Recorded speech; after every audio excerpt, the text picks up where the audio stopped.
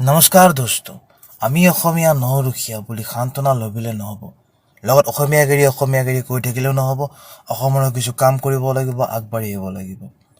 বৰ্তমান অসমত চলি আছে অবৈধ ভূমি উচ্ছেদ এই ভূমি উচ্ছেদ হোৱাৰ পিছত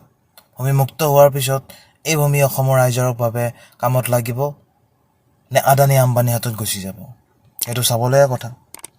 ইয়াৰ বিষয়ে আমি অধিক কথা পাতিবলৈ আমাৰ লগত আছে জুবিন দা বলক আমি জুবিন দাৰ লৈ কথা পাতো জুবিন দা নমস্কাৰ ৰাজনীতি মানে হ'ল পলিটিক্স যেটো একদম বেয়া বস্তু যেটো মই বহুত বেয়া পাওঁ আৰু মই গানো গাই দিছোঁ যে পলিটিক্স নকৰিবা বন্ধু কথালকে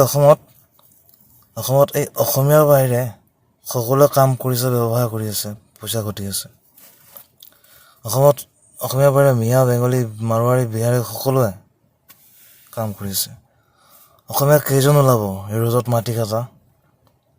হাতৰ মুঠিত গণিব পৰা যাব যে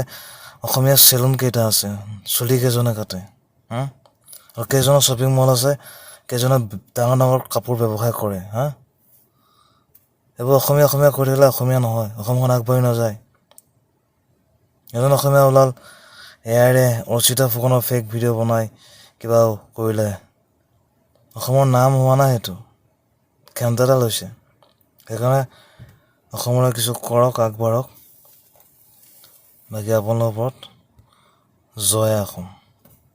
পাজে কবি হাস্পেলিয়া কাৰো আমি অসমীয়া